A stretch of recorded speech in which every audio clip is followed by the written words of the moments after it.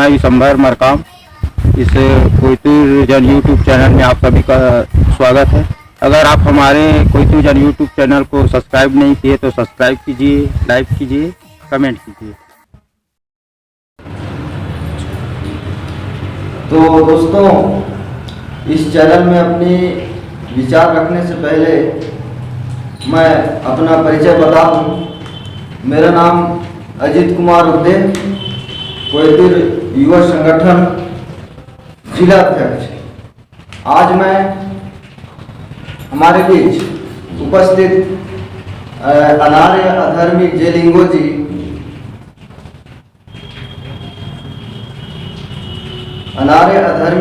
जी उपस्थित हैं।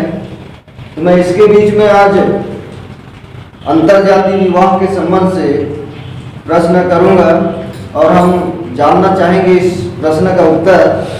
तो अंतरजातीय विवाह को जेलिंगो जी, अंतरजातीय जो विवाह है इसको सरकार मान्यता दे दिया है और पढ़े लिखे ग्रेजुएट जो लोग हैं इसको यह भी मानते हैं कि अंतरजातीय विवाह से ही मतभेद खत्म होगा और सामाजिक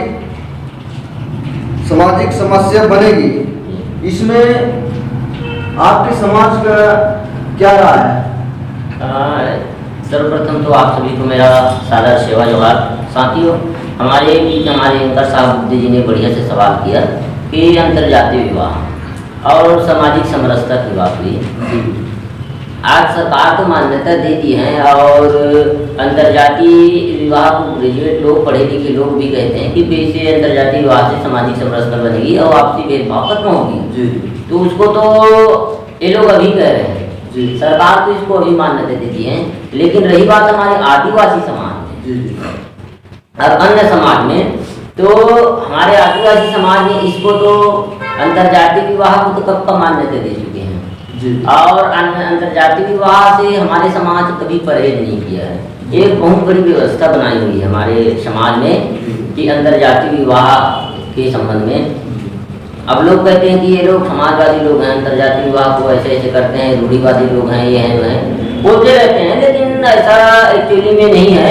हमारे आदिवासी समाज आज भी अंतरजातीय विवाह को बहुत बड़ी मान्यता दी है। जैसे कोई अंतरजातीय विवाह कर लेता है हमारे समाज में, तो उसको अपने समाज में मिलाने का जो एक दस्तूर बना हुआ है, हमारे दस्तूर बना हुआ है और उस दस्तूर का मतलब अनुपालन हमारे समाज आदिकाल से करते आ रहे हैं। जिस दिन सामाजिक व्यवस्था बनी उस दिन से करते आए हैं और उसको अपने समाज में स्वीकार भी हैं। और रही बात अंतरजातीय विवाह को हम किस नजरिए से देखते हैं, तो हमारे में एक टोटमिक व्यवस्था है और अंतरजातीय विवाह भी एक टोटमिक व्यवस्था के आधार पे ही होता है। और हमारे समाज की जो व्यवस्था है, जो जिस दिन जाति प्रथा नहीं थी, आप देखिए हम यहाँ के मूल निवासी हैं, अनादिकाल से आदिकाल से यहाँ निवास कर रहे हैं और जिस दिन जाति प्रथा नहीं थी उस दिन क्या था? अभी तो आप अंतरजातीय विवाह कहते हैं, लेकिन जिस दिन जाति प्रथा नहीं थी, जब जिस दिन हम जाति और वर्ग में नहीं बटे हुए थे, तो विवाह किससे हम करते थे? आप कभी सोच करके देखिए, पीछे जाइए, बैक हो जाइए और बैक में जा करके देखिए, आप पीछे जा करके ये सामाजिक व्यवस्था को अनुपालन करते थे। आज भी हमारे राजा महाराजों को इतिहास को उठा करके देख लीजिए। महारानी दुर्गावती चंदेल वंश की बेटी थी, दलपत शाह जी नागवंश की थी, ठीक ही नहीं भाई?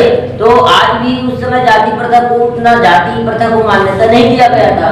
और जिसका हम गुणगान करते हैं वीर नारायण सिंह जी, बिरसा मुंडा जी, शंकर शाह, रघुनाथ शाह जी और दुर्गावती, दलपत शाह, बड़े बड़े गढ़ के राजा महाराजाओं की, अपने पूर्वजों की ख्याति और उनकी जो राजाओं की जो वीरता की जब हम बात करते हैं, तो वो तो खुद जाति प्रथा को नहीं माने थे। उस समय जाति प्रथा था ही नहीं, उस समय टोटमिक व्यवस्था था। उस समय वंश के नाम से जानते थे, चंदेल वंश, गुप्त वंश, मौर्य वंश। अब ऐसा नहीं कि चंदेल वंश है तो चंदेल वंश में ही शादी करे, नाग वंश है तो नागवंशी में ही शादी करे, ऐसा नहीं था। वो एक दूसरे से शादी विवाह करते थे और आज भी ऐसा ही है। अब आज की डेट में हमारे जो समाज है, आदिवासी समाज, हमारे गौड़ समाज, अंतरजातीय विवाह को बहुत बड़ी एक प्राथमिकता मिला हुआ है हमारे समाज में। अगर कोई कुंवारा लड़का लड़की दोनों अलग अलग जाति के हैं अगर लड़का उनको शादी करना चाहता है तो हमारे में अरेंज मैरिज कहा जाता है इसे। तो अरेंज मैरिज से अगर शादी करना चाहता है किसी अन्य समाज की लड़की को, तो उसकी बहुत बड़ी दस्तूर बना हुआ है हमारे समाज में।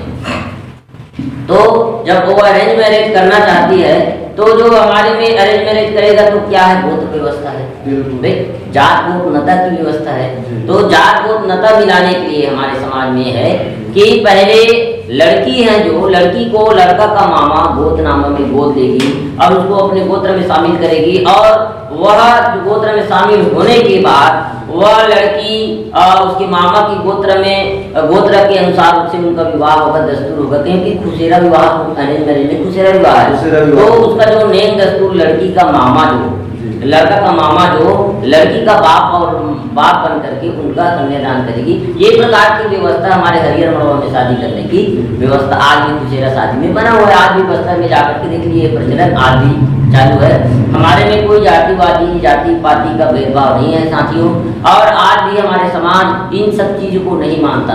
ये क्योंकि ये जातिवाद वर्ग में बांटना, वर्ण में बांटना, ये ब्राह्मण लोग जब यहाँ आए तो उन्होंने अलग अलग ग्रुप जैसे पेड़ करके जीवन यापन करने वाले कुत्ते की कह दिया, मरार के जो मड़ा के साग भाजी के व्यवसाय उगाने वाले को मरार कह दिया गया।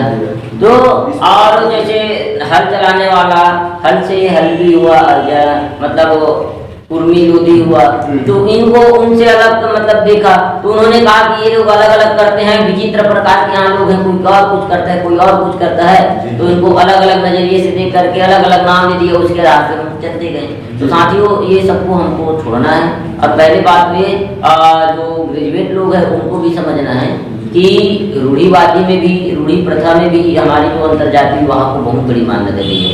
और रही बात आज की स्थिति में जो हमारे समाज के लोग दंडित करते हैं, जैसे कोई अंतरजातीय विवाह कर लेते हैं, अभी की हमारी कवर्धा जिला की मतलब होता है, कई घटना हम देखे हैं। तो अंतरजातीय विवाह कर लिए हैं तो उनको समाज से बहिष्कार कर देंगे, और उसको समाज से बहिष्कार करके जो नेम दस्तूर उसको लाख 1.5 लाख रुपए लेकर उनको मिला लेते हैं। तो इससे जो पढ़े लिखे लोग हैं वह नाखुश हो जाते हैं। वो जो सियारों की जो मानसिकता है हमारे, उससे वो लोग उब जाते हैं भाई, उनसे वो दूर हो। इससे जो हमारे नव पीढ़ी है वो दूर होता है। तो हमारे बुजुर्गों को भी चिंतन मनन करना चाहिए, और जो सियाने लोग हैं उनको भी चिंतन मनन करना चाहिए। मैं तो जब भी सभा है, महासभा वगैरह में कभी भी मेरे को जाना को जब अवसर मिलता है तो मैं सियानों के ऊपर यही बात रखता हूँ, प्रश्न रखता हूँ कि अगर आप गुण को वंश को मिला रहे हो, जैसे कोई अंतरजातीय लड़की को शादी कर लिया तो हमारे सियान लोग क्या कहते हैं कि लड़की और लड़का को जो शादी की उसको बाहर कर देते हैं, समाज से बहिष्कार कर देते हैं, और उसके जो वंश आते हैं उसको हमारा गुण का बिंद है, गुण का खून है, ऐसे टाइप करके उनको डांड बोली लेकर के मिला लेते हैं, दंड करके मिला लेते हैं। तो इससे क्या है, जब कोई भी जो न्यायिक परंपरा, न्यायिक जो प्रणाली है, जो दंड प्रणाली है, दंड संहिता है, वह तर्कहीन हो तो लोग उससे भागते हैं, लोग उससे दूरी बनाते हैं। तो हमारे सियान लोग इसको तर्कहीन कर दिए, जबकि ये तर्कशील होना चाहिए। क्योंकि न्याय आज भी जज के पास जाइए, जस्टिस के लिए जाइए, आप न्याय के लिए जाइए, कोर्ट कचहरी में जाइए, वहाँ तर्क होता है, तर्क के अलावा कुछ नहीं होता। तो हमारे चार सियान बैठ करके तर्क करते, और तर्क करने के बाद चिंतन मनन करने के बाद फैसला लेते थे। लेकिन आज की जो व्यवस्था बनी है वो तर्कहीन थोड़ा सा दिखता है मेरे को, जो दंडवन करते हैं वो। तो उसमें मैं कई सालों को सवाल भी कर देता हूँ, पूछ देता हूँ कि अगर गुण का खून है कह के आप अगर अपने वंश को मिला रहे हो, तो मेरा ये सवाल है कि अगर अंतरजातीय लड़की को शादी की है, अन्य जाति की लड़की को शादी की है गुण लड़का, और उसके खून को आप मिला रहे हो, तो पहला सवाल ये कि वह गुण के खून से ही नहीं बना है भाई, उसका जन्म हुआ है गुण और अन्य जात की लड़की से, अन्य समाज की लड़की से, दोनों मिला है, तभी तो नया जीव सत्व पैदा हुआ है। अगर आप उसके खून को मिला रहे हो, आप उसके खून को शुद्ध समझ रहे हो, तो जिस धरती से भाई, जिस धरती से बीज पैदा हुआ है और उस धरती को आप अछूत समझ के छोड़ रहे हो, तो ये कहाँ का न्याय है, इसमें कहाँ का तर्क है? रही बात ये। और दूसरी बात, आपकी दस्तूर करने से, आपकी दंड लेने से क्या हुआ? अशुद्ध खून क्या वह अशुद्ध धरती से पैदा हुआ जो बीज है वह शुद्ध हो सकता है क्या? नहीं हो सकता। तो इसलिए हमारे सियानों को भी सोचना चाहिए कि ये जो सिस्टम बनाए हैं, लोगों को दंड लेना, लोगों को प्रताड़ित करना, और जो हमारी दांडी परंपरा है, जो हमारी न्याय प्रणाली है, उसको आज की डेट में जो प्रस्तुतिकरण करना, ये जो सब चीज को हमको सोच करके तर्कशील हिसाब से, तर्कवान हिसाब से हमको इसका जो व्यवस्था को बनाए रखना चाहिए। जिस प्रकार से हमारे पुराने लोग राजा महाराजा के समय में जो व्यवस्था बनी थी, उस हिसाब से हमारे लोगों को अनुपालन करना चाहिए। जो आज की स्थिति में अभी हमारे सियान लोग करते हैं वो सरासर गलत है, क्योंकि अगर वंश को मिला रहे हो तो खेत को भी, जमीन को भी मिला, जिससे वह पैदा उसको भी मिला लो। इसमें कोई, जब आप उसके खून को शुद्ध कर रहे हैं दस्तूर करके, तो क्या अन्य समाज की लड़की को शुद्ध नहीं कर सकते क्या?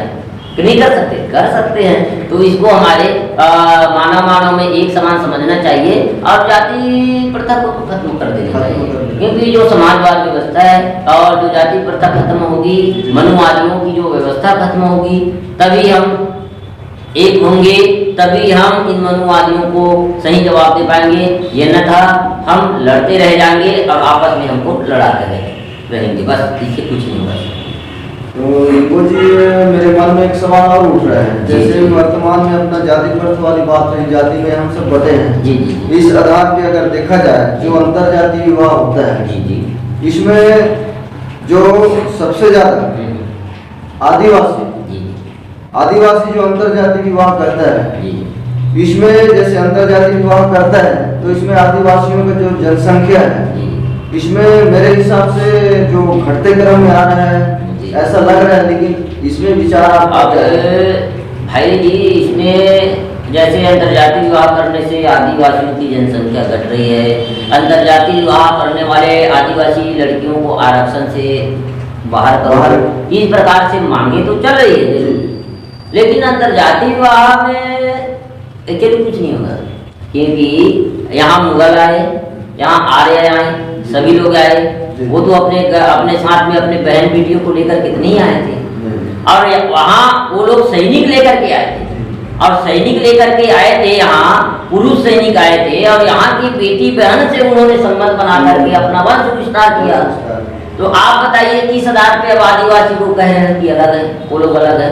और रही बात हमारे लोगों को बंटने की बात, तो पहले तो जाति विवाह करने से पहले, अंतरजातीय विवाह की बात करने से पहले, बंटने के पहले, आप जो धर्म के अनुसार से जो हमको तोड़ा जा रहा है, धर्मवाद में जो हमको तोड़ा जा रहा है, ईसाई बनाया जा रहा है, मुस्लिम बनाया जा रहा है, या फिर हिंदू बनाया जा रहा है, इसको हमको मेलजाल करना चाहिए और हमारे सभी लोगों को अपनी जो मूल पहचान है उसमें रहना चाहिए। धर्म में कन्वर्ट नहीं होना चाहिए किसी भी धर्म में, क्योंकि धर्म में कन्वर्ट हो गई तो आपकी व्यवस्था खत्म हो गई, आपकी संस्कृति खत्म हो गई, आपकी पहचान खत्म हो गई। इसलिए हमको, चाहे वह किसी भी वर्ग के हो, किसी भी जाति को, आपको शादी करें, लेकिन कोई धर्म न अपनाए। वो रिलीजन लिखे, रिलीजन नाम की प्रकृति की प्रकृतिवादी लिखे, जीववादी व्यवस्था को अनुपालन करने वाला लिखे।